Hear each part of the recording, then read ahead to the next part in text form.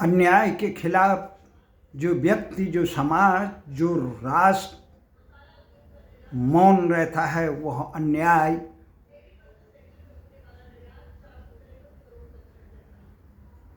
अन्याय करने के वाले के साथ अन्याय को तमाशबीन बनकर मूक समर्थन करने वाले को भी तबाह कर देता है।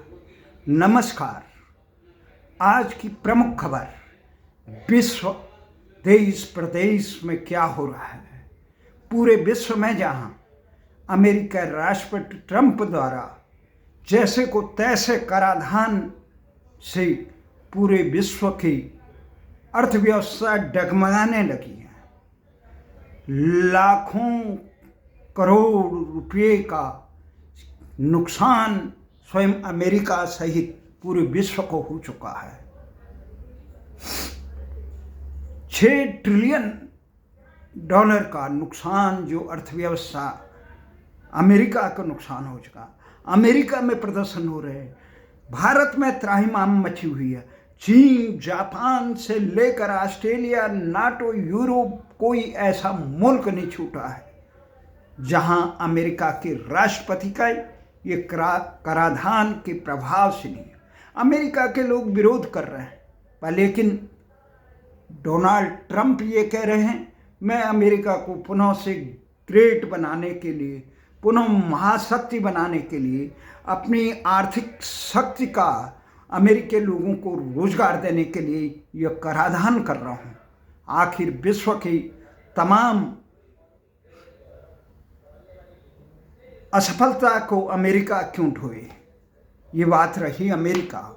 वहीं भारत में जो राजनीतिक दलों द्वारा, सरकारों द्वारा 2013-14 में और 1995 में, 1954 में जो भूल की गई अंधतुष्टिकरण के लिए जो वक्फ बोर्ड को एकाधिकार और विशेषाधिकार दिया गया, जो न्यायालय की परिधि से उसे अलग रखा गया, ऐसा लोकतंत्र में अन्य समाजों को कोई अधिकार नहीं दिया।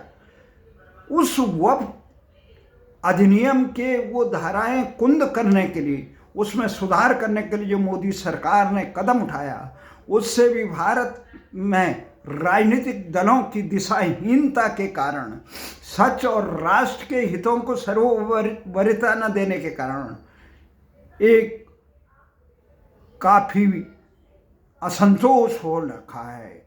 और जहाँ तक है, सर्वोच्च न्यायालय में दर्जनों याचिकाएं इस कानून बनने, क्योंकि लोकसभा और राज्यसभा में पारित होने के बाद भारत की राष्ट्रपति ने भी इस पर अपनी सहमति रूपी हस्ताक्षर करके अब ये कानून बन चुका है। उसके बनने से भारत के अंधतुष्टिकरण में लगे लोग जनता को सही दिशा देने के बजाय जनता को गुमराह कर रहे हैं। अगर ऐसा विशेषाधिकार हिंदू समाज को मिलता, या सिख समाज को मिलता, बौद्ध समाज को मिलता, यहाँ पे ईसाई समाज को मिलता, क्या इस देश में संघर्ष नहीं होता? जिसके दिल में जो आए वो अपनी जमीन बताए उसे। तो ये संघर्ष क्या न्यायालय में? सबका साथ, सबका विकास, कानून सबके लिए बराबर। पर लेकिन कानून का दुरुपयोग करके जो कानून बनाए गए 1995 से लेकर 2013 में तत्कालीन सरकारों ने, उस समय सत्तासीन कांग्रेस की सरकारें थी, उसमें ये विशेषाधिकार दिया गया। उसके दुष्परिणाम जब सामने आए और खुद जिनके हित में बनाया गया था वो अब कानून, मतलब ये है खुदा के लिए, खुदा के चाहने वालों के लिए, इस्लामी लोगों के दीन दुखियों के हितों के लिए रक्षा करने के लिए, उनको सबल करने के लिए, उनके कल्याण के लिए ये ट्रस्ट बनाया था, ये कानून बनाया गया, एक दान दी गई है। पर लेकिन उस दान का उपयोग उन लोगों के हितों के लिए न होकर चंद अवसरवादी लोग, जो समर्थ लोग हैं, जो इसको मोहरा बना के अपने निज स्वार्थ के लिए इन संपत्तियों का दुरुपयोग कर रहे हैं। ये पारदर्शिता न हो, ये पंजीकरण न हो। पंजीकरण होने से कौन घबरा रहा है? ये कानून इस प्रकार से देश और समाज को गुमराह करने के लिए ये एक बहुत बड़ी बात है। वहीं दूसरी तरफ हम देखें, उत्तराखंड में बहुत भयंकर एक कुशासन चल रहा है, जिसमें खनन का बहुत अंधाधुंध चल रहा है। उत्तराखंड में तो हर व्यवस्था की जड़ों में मट्ठा डाल दिया गया उत्तराखंड के हुक्मरानों द्वारा, परंतु बोले कौन? पहली बार प्रयास किया उत्तराखंड के पूर्व मुख्यमंत्री त्रिवेंद्र रावत ने खुद अपनी सरकार के खिलाफ, भाजपा सरकार, सत्तासीन सरकार के को कटघरे में रखकर, वो धामी सरकार को कटघरे में रख के उन्होंने ये कहा, माफियाओं से मिली भगत करके प्रशासन के लोग वहाँ पे अवैध खनन कर रहे हैं, जिससे लोगों का जनजीवन यहाँ असुरक्षित हो गया। वहाँ प्रदेश को काफ़ी घाटा हो रहा है। एक महत्वपूर्ण बात, उस चीज़ का विरोध अब उसे सियासी दल अपने नफा नुकसान के लिए कर रहे हैं। प्रदेश की जनता को चाहिए था, जो भी बहादुर प्रदेश के हितों के लिए आवाज़ उठाता है। सबसे बड़े दुर्भाग्य उत्तराखंड में ये देखा, दलगत राजनीति से ऊपर उठ के राज्य के हितों के लिए, प्रदेश के हितों के लिए कोई आवाज़ उठाने के लिए तैयार नहीं।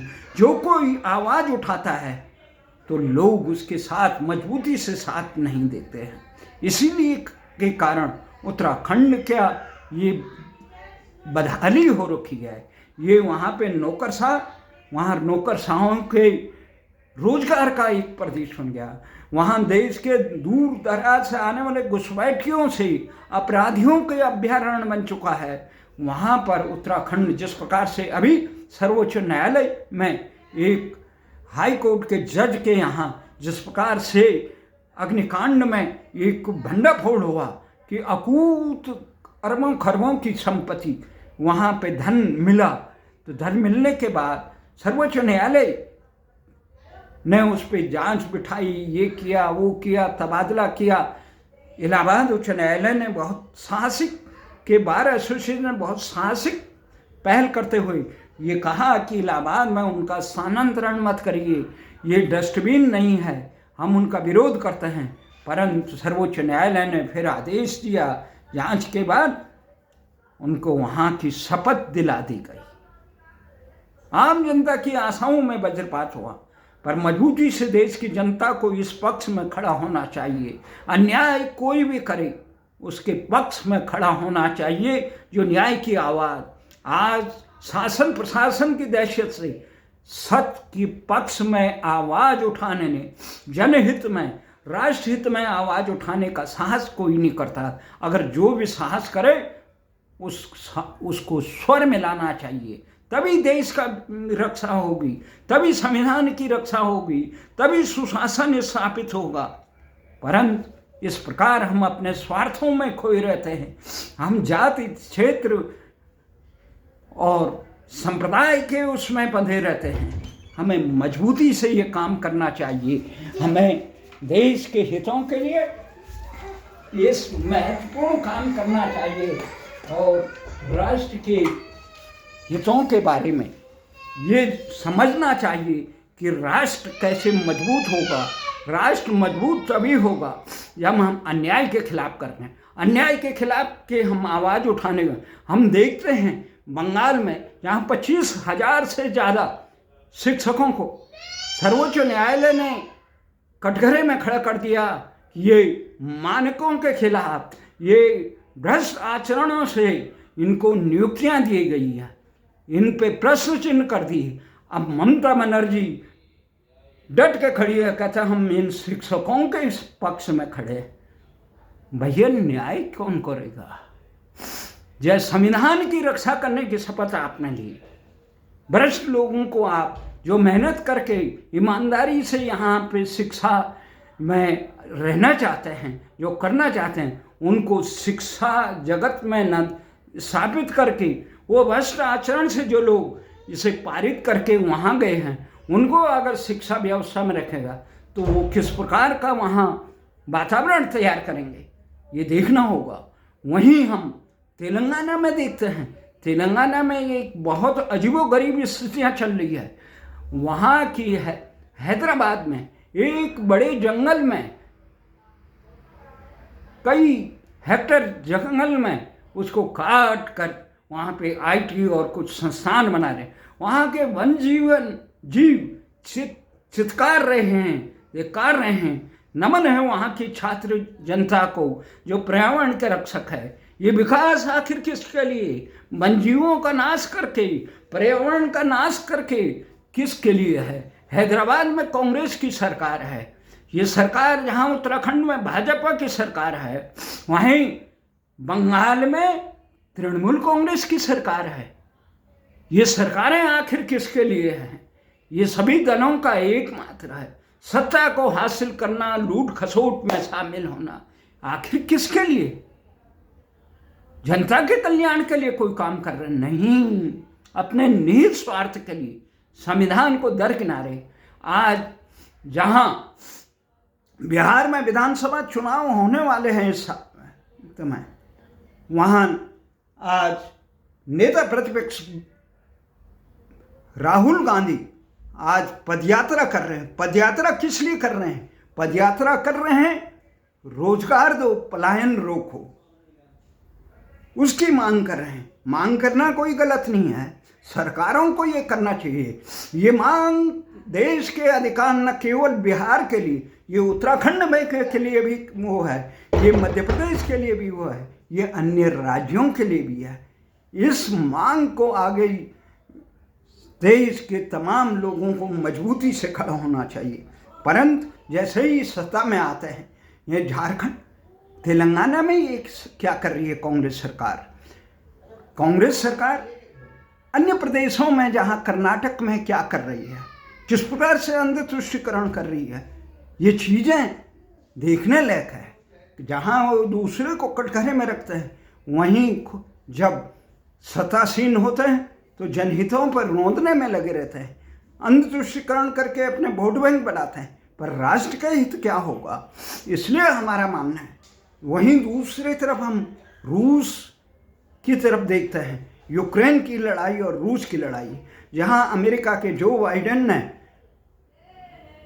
यूक्रेन के विनाशकारी राष्ट्रपति जेलेंस्की को आगे करके, नाटो ने उसे आगे करके, यूरोपीय संघ ने आगे करके रूस के खिलाफ भिड़ा दिया। तबाही हो गई, लाखों लोग मारे गए, तबाह हो चुका है। और वो बार बार प्रहार कर रहा है रूस पे। रूस ने बहुत आत्मबल कर रखा है, रूस ने इतना संयम बरता है, क्योंकि जो भूल अमेरिका ने जापान में दूसरे विश्व युद्ध में करके, परमाणु बम का तबाही करके निर्दोष लोगों की हत्या की, वो निर्दोष लोगों का हत्या रूस नहीं कर रहा, पुतिन नहीं कर रहा है। इसलिए हम नमन करते हैं। कितने बार हम तो ये कह रहे हैं, जेलेंस्की को अंकुश लगाना हर हाल में चाहिए, और यूक्रेन के समझदार जनता को उस क्षेत्र से छोड़ देना चाहिए जहां जेलेंस्की रहता है। इसलिए उस क्षेत्र में बड़े कड़े अंकुश लगा के, क्योंकि जेलेंस्की के कारण विश्व युद्ध हो सकता है। वो कभी ट्रंप के कहने पर नहीं मान रहा है, वो यूरोपीय यूनियन को भय दिखाकर, रूस का भय दिखाकर विश्व युद्ध का हवा तैयार करना चाहता है। वो चाहता है विश्व युद्ध हो ताकि वो कुर्सी पर बना रहे, भ्रष्टाचार करके अपनी राष्ट्रपति की कुर्सी पर बना रहे, अकूत दंपता लोग। उसके दिशाहीनता के कारण करोड़ों लोग, लाखों लोग तबाह हो चुके हैं पूरा विश्व में। वहीं इजराइल गाजा पट्टी में विनाशकारी हमले चल रहे हैं। जो